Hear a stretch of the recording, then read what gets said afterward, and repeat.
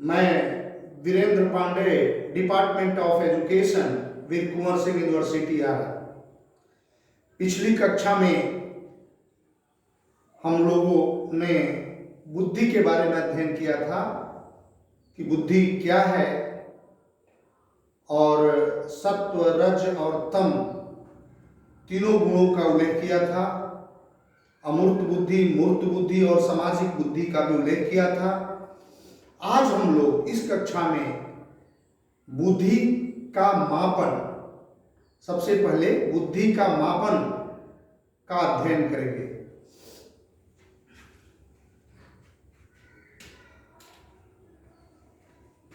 बुद्धि का मापन।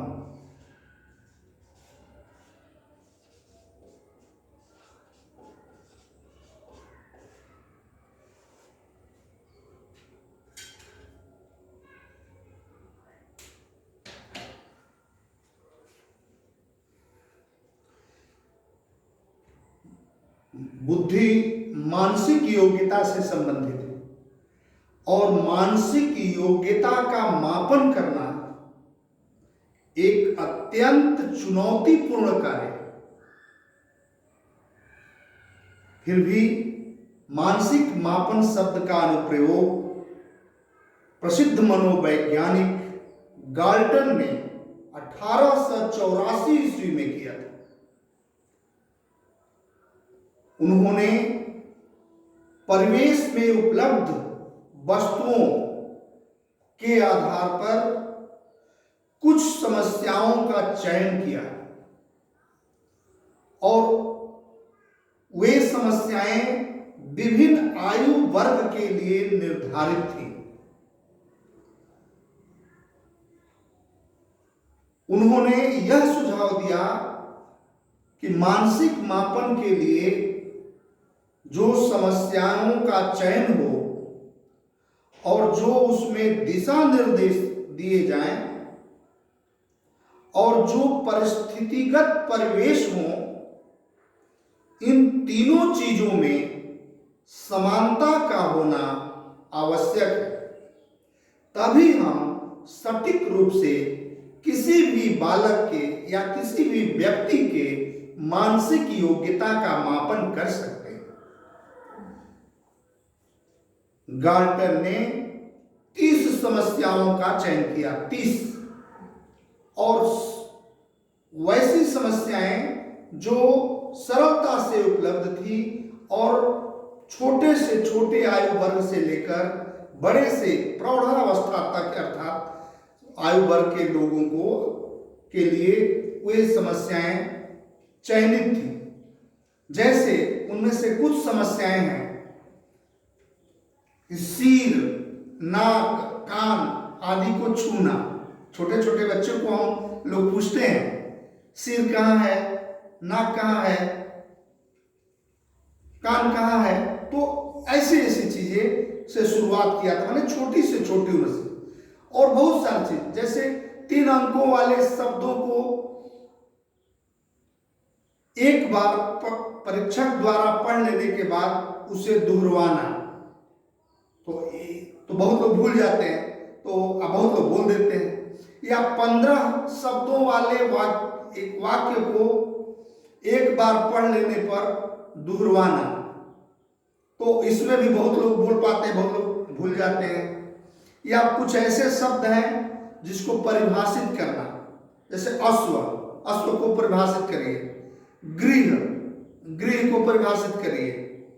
तो बहुत सारे जो माने सामान्य स्तर से लेकर थोड़ा उच्च स्तर तक, यानी जो प्रौढ़ावस्था तक होना चाहिए उस स्तर तक उन्होंने समस्याओं का चयन किया और उसमें उन्होंने यह देखा कि जिस स्तर तक बालक उन प्रश्नों का निष्पादन कर सकता था, उन प्रश्नों को हल कर सकता था, उन्हें उन बालकों की मानसिक आयु की संज्ञा दी गई। जिस स्तर पर बालक हल कर लेता था उस स्तर का मानसिक आयु उसको माना गया। बाद में एक मनोवैज्ञानिक है विलियम स्टर्न ने यह सुझाव दिया कि यदि हम बालक के मानसिक आयु में उसके शारीरिक आयु से भाग कर दें और टोटल में 100 से गुणा कर दें तो उसे हम सटीक भाषा में, उपयुक्त भाषा में हम बुद्धि लब्धि कह सकते हैं। बुद्धि लब्धि यानी IQ, इंटेलिजेंस कोशिएंट, IQ, उसको हम बुद्धि लब्धि कहते हैं। यह विलियम स्टर्न ने सुझाव दिया। विलियम स्टर्न ने कहा कि बालक द्वारा की जाने वाली उपलब्धि बालक के मानसिक क्षमता जो उपलब्ध हुई समस्याओं, बालक को टेस्ट दिया गया, उस टेस्ट का जो हल प्राप्त हुआ, जिस स्तर तक बालक उस हल को प्राप्त कर लेता था, उसे उसको मानसिक आयु की संज्ञा दी गई। और उन्होंने, विलियम स्टर्न ने यह सुझाव दे दिया कि उसके मानसिक आयु बटा शारीरिक आयु गुणे 100 अगर निकाल दिया जाए, उसे ही हम बुद्धि लब्धि कह सकते हैं। तो ये है बुद्धि लब्धि। तो ये आपको और भी अच्छे से समझा दें कि बुद्धि लब्धि क्या है। बुद्धि लब्धि बराबर मानसिक आयु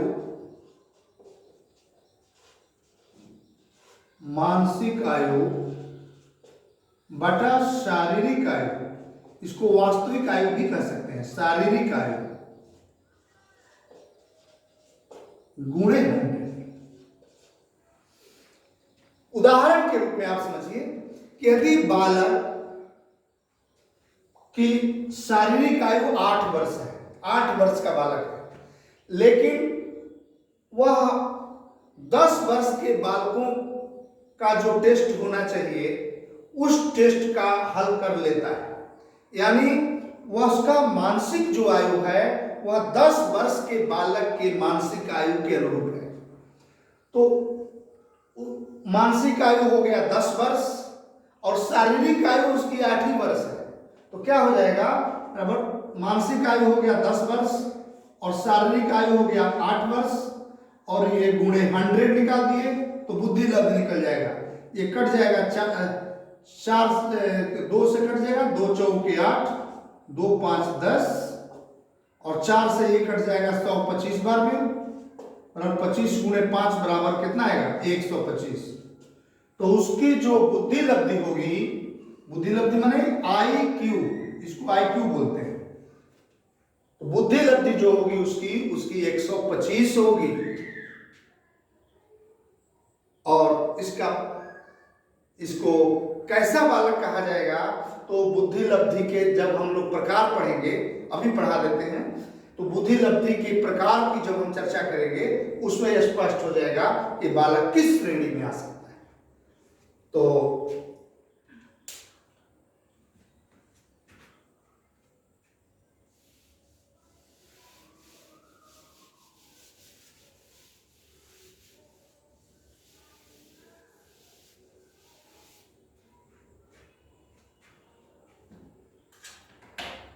देखिए, इसका भी एक मापन है, बुद्धि लब्धि का मापन है कि यदि बालक की बुद्धि लब्धि 140 से अधिक आता है, इसका 125 आया, लेकिन अगर 140 से अधिक आती है तो ऐसे बालक को प्रतिभाशाली बालक कहते हैं, कुशाग्र बालक कहते हैं। प्रतिभाशाली या कुशाग्र एक ही है, उसे हम टैलेंटेड चाइल्ड कह सकते हैं। तो इसी तरह अगर उसकी बुद्धि लब्धि 120 और 140 के बीच है तो उसकी बुद्धि को हम लोग अति श्रेष्ठ बुद्धि कह सकते हैं, अति श्रेष्ठ, वेरी सुपीरियर। अभी हम उसका वर्णन कर देते हैं सबका। फिर 110 से 120 के बीच में आएगा तो श्रेष्ठ बुद्धि कह सकते हैं, उसके हम पूरा डिटेल हम आपको दे देते हैं। तो बुद्धि लब्धि, एक मिनट,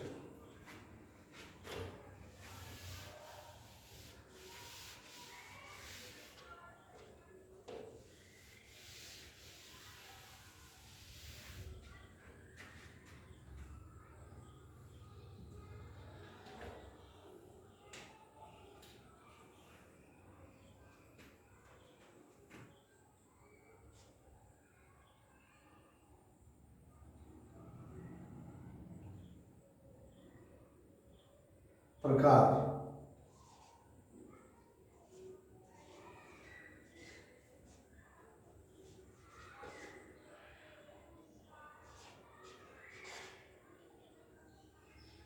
जैसे मान लीजिए एक 140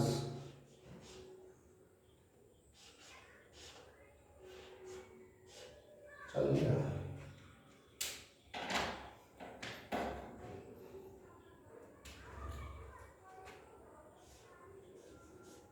140 से अधिक,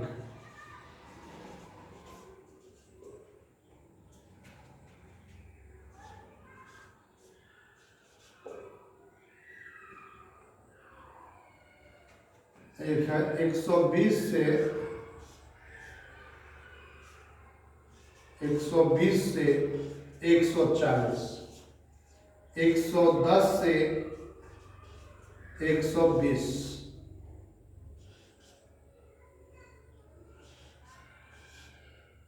फिर 90 से 110, फिर 80 से 90, फिर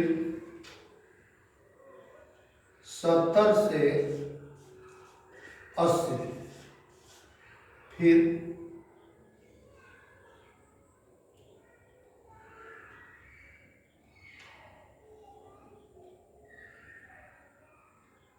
50 से 70, फिर 20 या 25 से 50, फिर 20 या 25 से कम, 20 या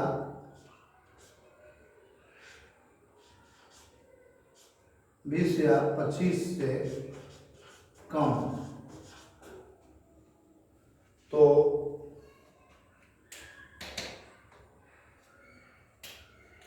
यह बुद्धि लब्धि के प्रकार कहें सुखाने। तो 140 से अधिक बुद्धि अगर है, बुद्धि लब्धि है, तो उसे हम कहेंगे प्रतिभाशाली।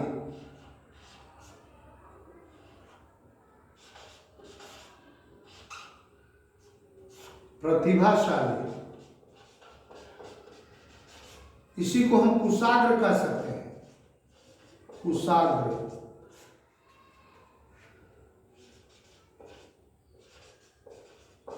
ये बुद्धि लब्धि के प्रकार। तो प्रतिभा 120 से 140 है, तो उसको हम लोग बोलते हैं अति श्रेष्ठ बुद्धि, अति श्रेष्ठ बुद्धि।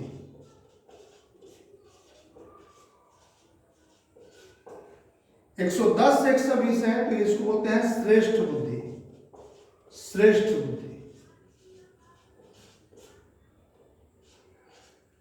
90 से 110 है, तो इसको बोलते हैं सामान्य बुद्धि, सामान्य बुद्धि।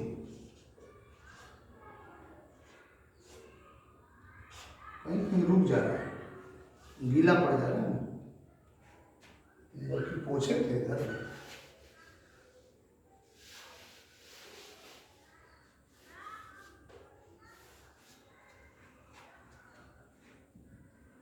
सामान्य बुद्धि,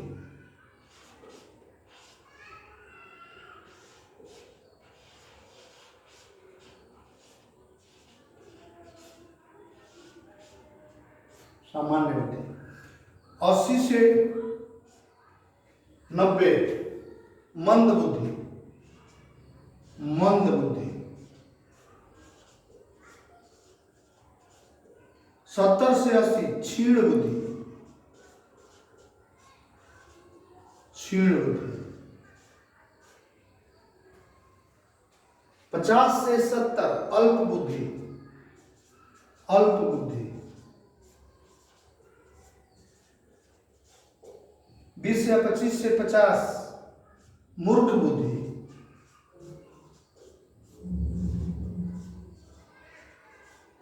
और 20 या 25 से कम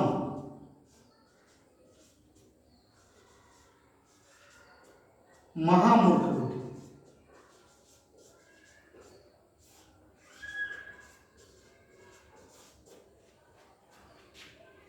बुद्धि के प्रकार में इसको जानना बहुत जरूरी है।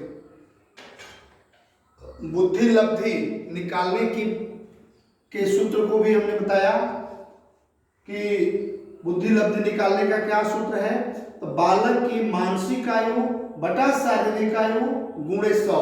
अभी हमने लिखा था, तो जो जितना आएगा, जैसे बालक की आयु हमने बताया कि बालक की आयु यदि 8 वर्ष है, लेकिन वो 10 वर्ष के बालक की मानसिक क्षमता के अनुसार कार्य करता है, तो उसकी मानसिक आयु 10 वर्ष हो गई। तो 10/8 गुणे 100 निकाले तो 125 आया। तो 125 जो है इसके अंतर्गत 120 से 140 के बीच में आता है। तो इसलिए इसके सामने लिखा अति श्रेष्ठ बुद्धि, यानी वेरी सुपीरियर। उसकी उस बालक की जो बुद्धि लब्धि है या बुद्धि है वह अति श्रेष्ठ है। इसी प्रकार विभिन्न बालकों को हम इस परीक्षण के द्वारा हम उसके बुद्धि का पता लगा सकते हैं। तो कहने का मतलब 140 से अगर अधिक आ गया बालक की बुद्धि लब्धि, तो वह बालक प्रतिभाशाली बालक कहलाता है। अगर बालक की बुद्धि लब्धि 120 और 140 के बीच में है, तो उसकी बुद्धि अति श्रेष्ठ कहलाती है। अगर 110 से 120 के बीच में है तो श्रेष्ठ कहलाता है। अगर 90 से 110 के बीच में है तो सामान्य बुद्धि का बालक वह कहलाता है। अगर 80 से 90 के बीच में है तो वह मंद बुद्धि का बालक कहलाता है। 70 से 80 के बीच में है तो वह क्षीण बुद्धि वाला बालक कहलाता है। अगर 50 से 70 के बीच में है तो वह अल्प बुद्धि का बालक कहलाता है। अगर 20 या 25 से 50 के बीच में है तो वह बालक मूर्ख बालक कहलाता है। अगर उसकी बुद्धि लब्धि 20 या 25 से भी कम है तो वह बालक महामूर्ख कहलाता है। देखिए क्या श्रेणी में बनाया गया।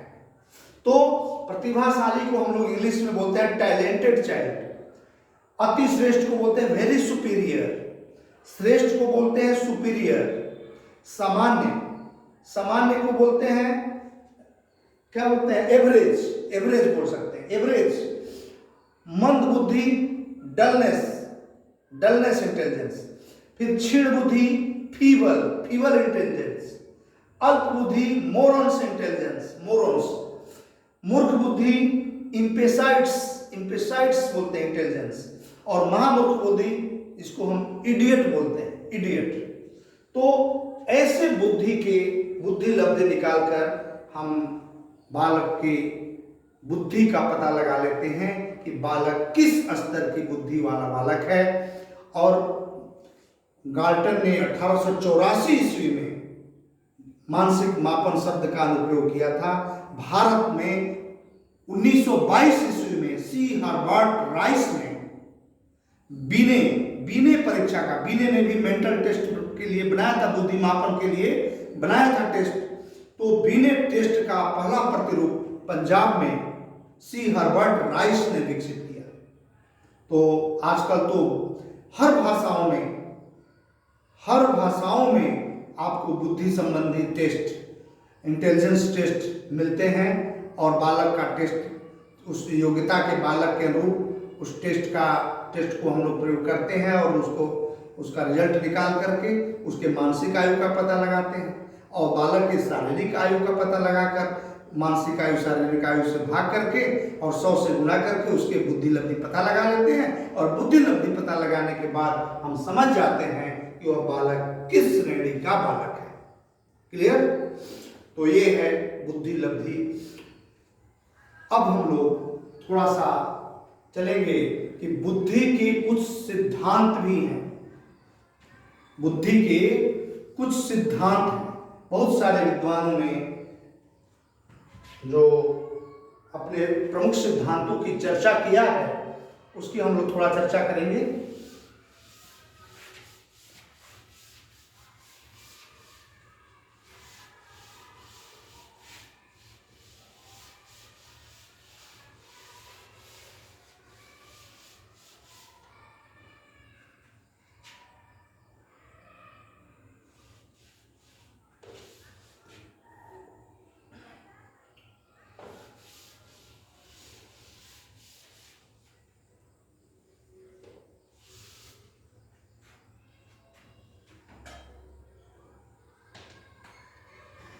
बुद्धि के सिद्धांत, इसमें एक बीने महोदय हैं, उन्होंने अपने सिद्धांत का नाम दिया एक तत्ववादी सिद्धांत, बीने का।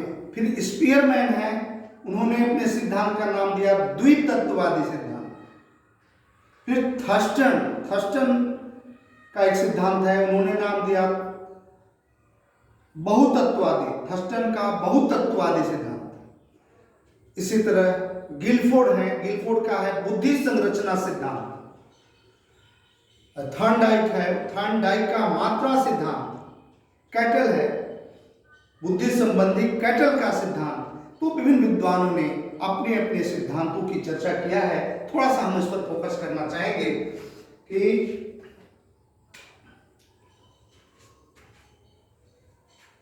बुद्धि के सिद्धांत।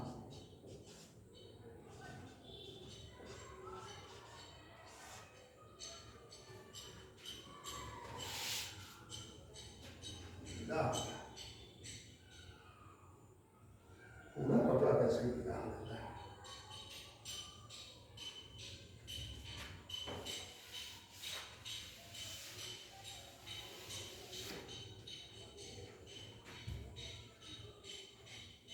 नंबर 1 में,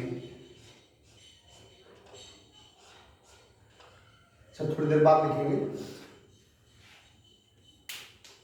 देखिए बीने का एक तत्ववादी जो सिद्धांत है, तो उन्होंने कहा कि बुद्धि एक खंडात्मक होती है, यानी हर लोगों में बुद्धि एक समान होती है। जैसे उन्होंने यह तर्क दिया कि अगर कोई बालक किसी कार्य को अच्छे ढंग से करता है तो वह दूसरे कार्य को भी अच्छे ढंग से ही करेगा।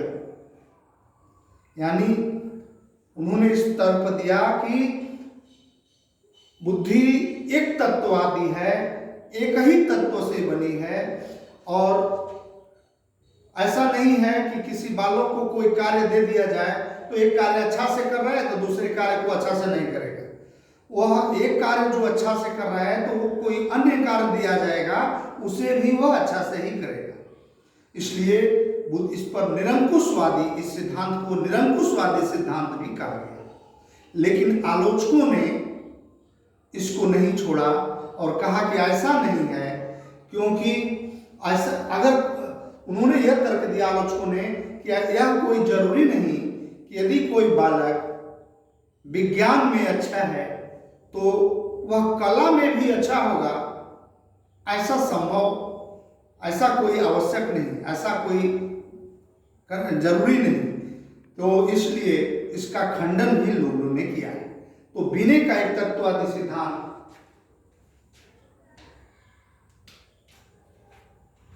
पहला जो बीने का सिद्धांत क्या है? बीने का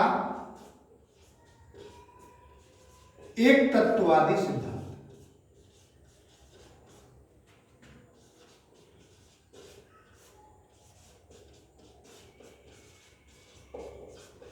इसमें बीने का कहना है कि बुद्धि जो है एक खंडात्मक है। दूसरा सिद्धांत है स्पीयरमैन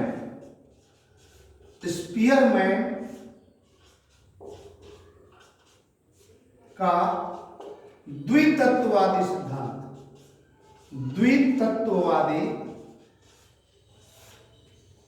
सिद्धांत।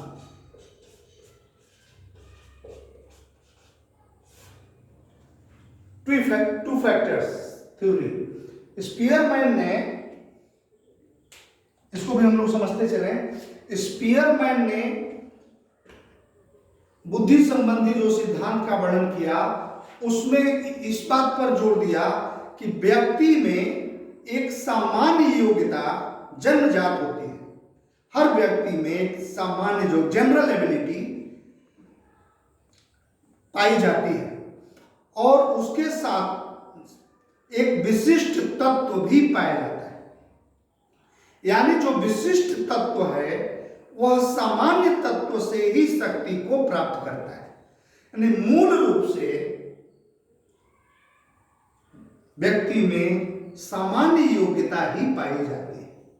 जो विशिष्ट योग्यता है वह सामान्य योग्यता से ही अपनी शक्ति को प्राप्त करता है। इसलिए स्पीयरमैन के द्वितत्ववादी सिद्धांत को अगर एक तत्ववादी भी कहा जाए, एक पक्षी भी कहा जाए, एक राजीव भी कहा जाए तो कोई अतिशयोक्ति नहीं होगी।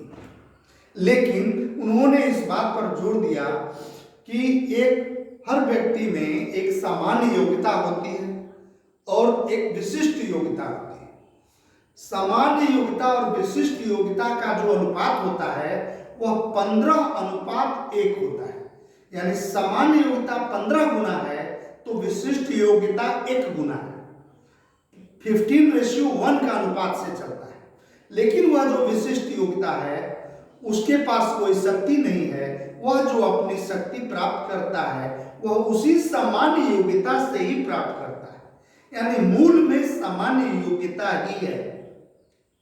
फिर भी चूंकि उन्होंने दोनों योग्यता की चर्चा किया, सामान्य योग्यता और विशिष्ट योग्यता, इसलिए स्पीयरमैन के सिद्धांत को द्वितत्ववादी सिद्धांत कहा गया। क्लियर? तो इस प्रकार थर्स्टन, तीसरा है, एक सिद्धांत के नाम दिया थर्स्टन ने बहुतत्ववादी सिद्धांत। बहुतत्ववादी सिद्धांत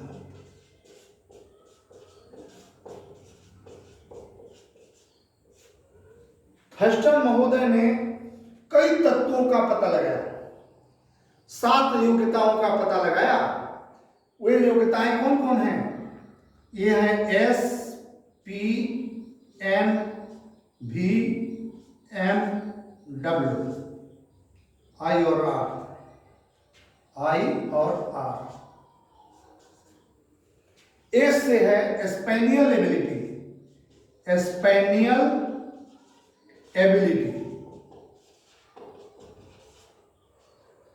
P से है perceptual speed, perceptual speed. N से है numerical ability, numerical ability. V से है verbal meaning, verbal meaning. M से है मेमोरी, W से है वर्ड फ्लुएंसी, वर्ड फ्लुएंसी। और I और R से है इंडक्टिव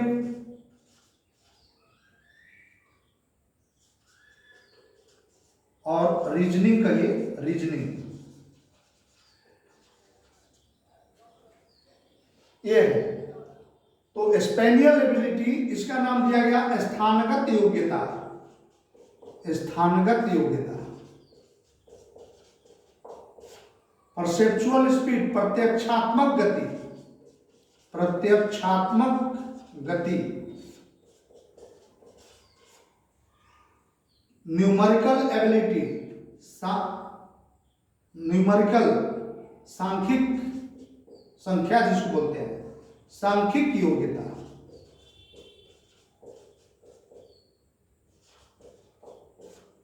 वर्बल मीनिंग, शाब्दिक अर्थ।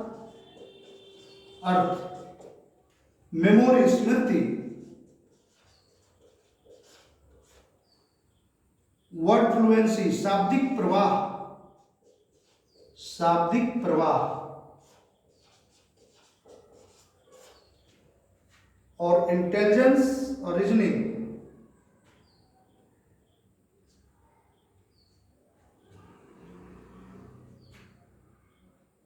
आगमनात्मक तर्क। इंडक्टिव और रीजनिंग आगमनात्मक, आगमनात्मक तर्क। इस प्रकार इन्होंने 7 प्रकार के तत्वों की चर्चा की, 7 प्रकार की योग्यताओं की चर्चा की। किसने? थर्स्टन ने। बाद में चलकर इसमें मेमोरी एम वाले जो है स्मृति, इसको परित्याग कर दिया गया और इसके जगह पर मोटर एबिलिटी, गतिमान क्षमता, उसको लाया गया, मोटर एबिलिटी। तो कहने का मतलब थर्स्टन ने 7 प्रकार की योग्यताओं का पता लगाया। तो हम लोग अभी ध्यान से जानें, बीने ने एक तत्व की चर्चा किया। एक तत्व क्या है कि व्यक्ति में एक ही प्रकार की योग्यता है, एक कार्य अच्छा से करेगा तो दूसरा भी अच्छा से करेगा, ऐसा तर्क दिया, इसलिए उसके सिद्धांत को एक तत्ववादी कहा गया। स्पीयरमैन ने 2 सामान्य तत्व और विशिष्ट तत्व, माने व्यक्ति में सामान्य योग्यता और विशिष्ट योग्यता दोनों की चर्चा की, इसलिए उसके सिद्धांत को द्वितत्ववादी कहा गया। थर्स्टन ने 7 प्रकार की योग्यता की चर्चा किया, इसलिए इसके सिद्धांत को बहुतत्ववादी सिद्धांत कहा गया। इसके बाद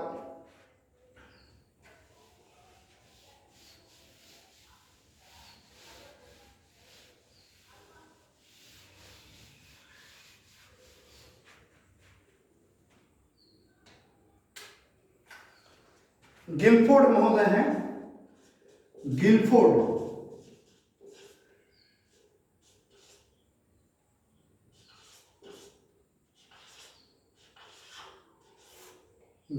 की पूछने के बाद चलता है नहीं।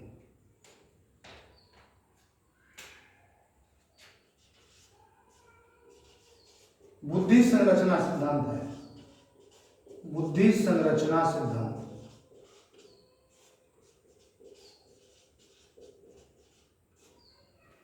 बुद्धि संरचना में इन्होंने 3 बातों पर जोर दिया। गिलफोर्ड ने कहा कि पदार्थ, प्रक्रिया और परिणाम, 3 चीजों की चर्चा की। बुद्धि कैसे होता है? पदार्थों से, फिर उस पदार्थों को क्रिया रूप में लाया जाता है, माने मैटर, और इसके बाद उसको यूटिलाइज करना। तो पदार्थ और प्रक्रिया और यूटिलाइज करने से कुछ परिणाम निकलता है। तो गिलफोर्ड ने पदार्थ, प्रक्रिया और परिणाम, रिजल्ट की चर्चा की। तो बुद्धि संबंधी गिलफोर्ड की बुद्धि संरचना सिद्धांत। नेक्स्ट है आपका थॉर्नडाइक का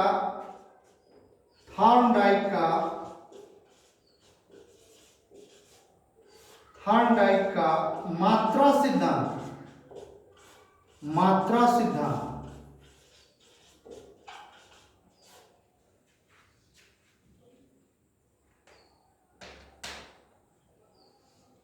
थॉर्नडाइक ने इस बात पर जोर दिया कि व्यक्ति में एक सामान्य योग्यता पाई जाती है, लेकिन वह सामान्य योग्यता कई प्रकार के छोटी छोटी योग्यताओं से मिलकर बनी होती है।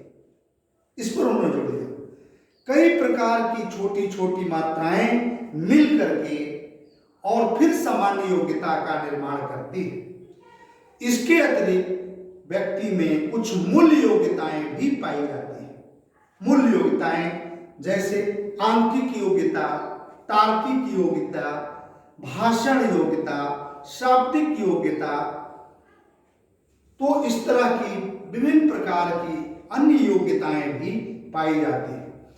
इस पर उन्होंने जोर दिया और यह जोर दिया कि व्यक्ति के बुद्धि के गुण और स्नायु मंडल में, स्नायु मंडल की मात्रा, इन व्यक्ति की बुद्धि जो है वो स्नायु मंडल की मात्रा पर निर्भर करती है। व्यक्ति की बुद्धि उतनी ही अधिक अच्छी होगी जितने व्यक्ति के मस्तिष्क और स्नायु मंडल की मात्रा का संबंध जितना ही अधिक प्रगाढ़ होगा। स्नायु मंडल और व्यक्ति के मस्तिष्क दोनों के अच्छे संबंध पर व्यक्ति की अच्छी बुद्धि निर्भर करती है।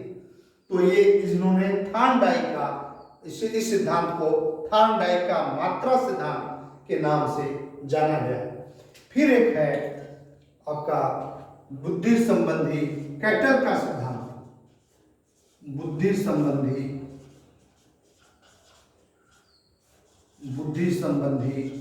कैटल मनोवैज्ञानिक है, कैटल का सिद्धांत।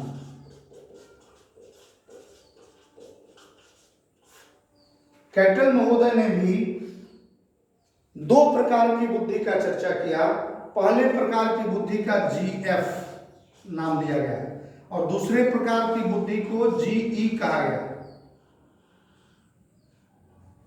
इसे हम GF को निश्चित बुद्धि, इसको कहा गया निश्चित बुद्धि, निश्चित बुद्धि, और GE जिसका नाम दिया गया उसको कहा गया अनिश्चित बुद्धि, अनिश्चित बुद्धि।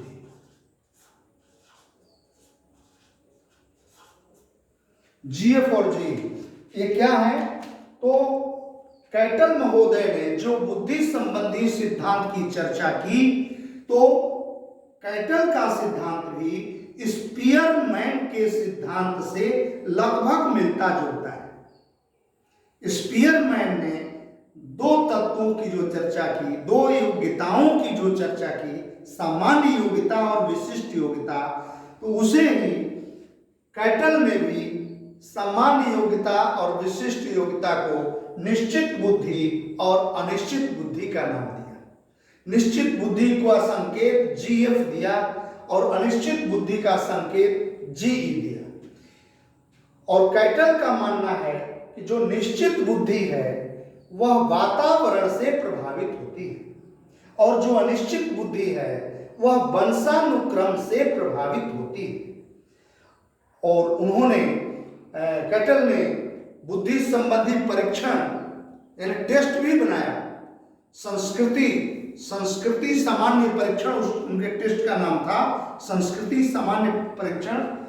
तो उसमें उन्होंने निश्चित बुद्धि को मापने के लिए सांस्कृतिक योग्यता परीक्षण कहिए, तो उन्होंने ये अनिश्चित बुद्धि GE जो है उसको मापने के लिए यह परीक्षण बनाया।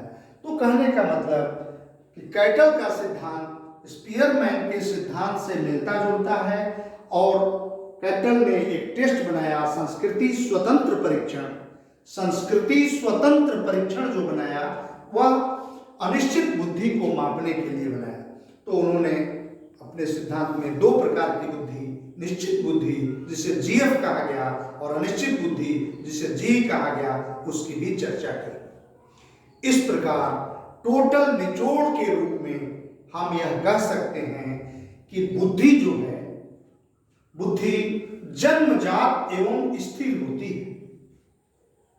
ये जन्मजात, उसके आधार पर हम अन्य विभिन्न प्रकार की योग्यताएं, जो सामान्य योग्यता की इन्होंने लोगों ने चर्चा किया, तो सामान्य योग्यता ये जन्मजात होती है और उसी योग्यता के आधार पर हम अपने प्रयास से, हम अपने मेहनत से, हम अपने परिवेश से, हम अपने वंशानुक्रम के प्रभाव से हम विभिन्न प्रकार की योग्यताएं और भी पाते जाते हैं। लेकिन जो वास्तविक बुद्धि है वह जन्मजात एवं निश्चित होती है।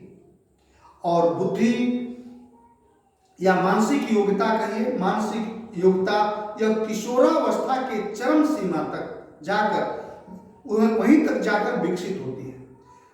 किशोरावस्था में यह योग्यता अपने चरम बिंदु को प्राप्त करती है। इसके बाद इसमें धीरे धीरे ह्रास के लक्षण दिखने लगते हैं। बुद्धि का वितरण पूरे जन समूह में सामान्य रूप से हुआ है और मानसिक योग्यता या बुद्धि की क्षतिपूर्ति का भाव भी इसमें सम्मिलित होता है। ये क्षतिपूर्ति का भाव क्या है? जैसे एक व्यक्ति किसी अन्य कार्य में, किसी कार्य में बहुत अच्छा कर रहा है, तो कोई जरूरी नहीं कि दूसरे काम में भी बहुत अच्छा ही करेगा। या कोई व्यक्ति किसी कार्य में कमजोर है तो दूसरे कार्य में अच्छा भी है। तो इधर की जो कमी है वह दूसरी ओर वह मेकअप कर लेता है। तो कहने का मतलब कि योग्यता में, मानसिक योग्यता में या बुद्धि में क्षतिपूर्ति का भाव भी सम्मिलित होता है। तो हम लोग मुख्य निचोड़ पर पहुंचे कि बुद्धि जन्मजात एवं निश्चित या स्थिर होती है।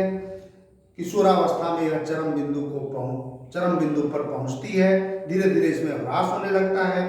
पूरे जन समूह में बुद्धि का वितरण सामान्य रूप से होता है और बुद्धि में क्षतिपूर्ति का भाव भी सम्मिलित होता है। तो इस प्रकार हम लोगों ने सारी चर्चाएं की। पिछले क्लास में भी बुद्धि संबंधी चर्चा की, इस क्लास में भी बुद्धि संबंधी चर्चा की। सबका है, जैसे हम लोगों ने गीता के 18वें अध्याय की चर्चा की, 3 प्रकार की बुद्धि, 3 प्रकार सत्व, रज और तम। इन तीनों के प्रभाव में सत्व से प्रभावित जो बुद्धि होगी वो सौम्य होगी, शांत होगी। रज से प्रभावित जो बुद्धि होगी वह चंचल होगी। तम से प्रभावित जो बुद्धि होगी वह जड़तापूर्ण होगी, आलस्यपूर्ण होगी, विपरीत बुद्धि होगी। इस हम लोग अमूर्त बुद्धि, गैरेट महोदय ने जो 3 भाग में डिवाइड किया था, पहला अमूर्त बुद्धि जिसको हम सौम्य बुद्धि, शांत बुद्धि का नाम देते हैं, और अमूर्त बुद्धि वाले व्यक्ति किताब के प्रेमी होते हैं, ज्ञान की पिपासा में लगे रहते हैं। दूसरे प्रकार की बुद्धि जो सामाजिक बुद्धि है उसे हम रज बुद्धि के प्रभाव से समझ सकते हैं। और सामाजिक बुद्धि वाले जो व्यक्ति हैं समाज में मिलनसार स्वभाव के होते हैं, अच्छे मंत्री, नेता या एजेंट जो अभिकर्ता कहते हैं, तो ये। और तीसरी जो बुद्धि है तम के प्रभाव में बुद्धि, हम लोगों ने मूर्त बुद्धि का नाम दिया, यानी कि जो आलस जड़ता वाले होते हैं, है ना। और इसमें जो अमूर्त बुद्धि का हम लोगों ने नाम दिया, तो वे लोग मशीनी कार्यों में ज़्यादा रुचि लेते हैं, शरीर से कम मेहनत करना चाहते हैं, मशीन से ज़्यादा यूज करना चाहते हैं। अमूर्त बुद्धि जैसे औद्योगिक कार्यकर्ता, इंजीनियर, ये आपके क्या कहेंगे, मैकेनिक है कि नहीं, मिस्त्री, जो भी कहिए, तो जो मशीनरी कार्यों में रुचि लेते हैं। इसकी चर्चा हम लोगों ने बृहद रूप में कल बुद्धि संबंधी अध्ययन में किया था, और विभिन्न विद्वानों द्वारा परिभाषा भी दिया था। विनय की बड़ी परिभाषा है लेकिन बड़ा रुचिकर है।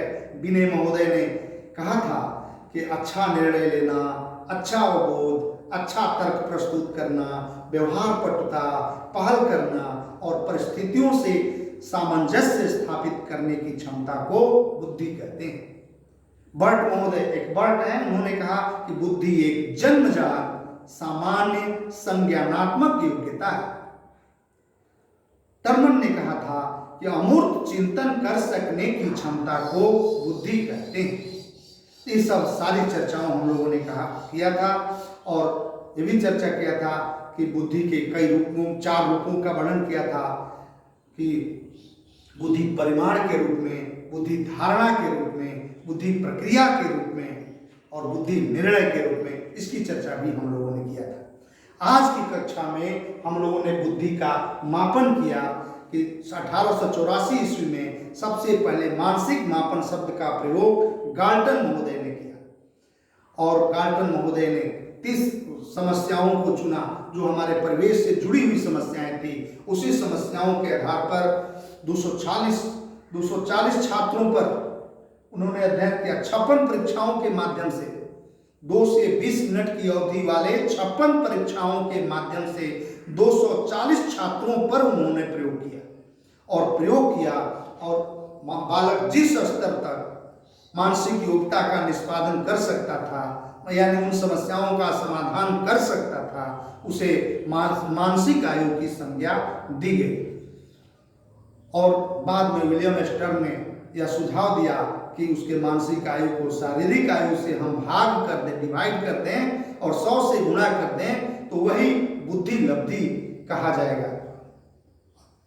मॉडर्न भाषा में या क्या कहेंगे,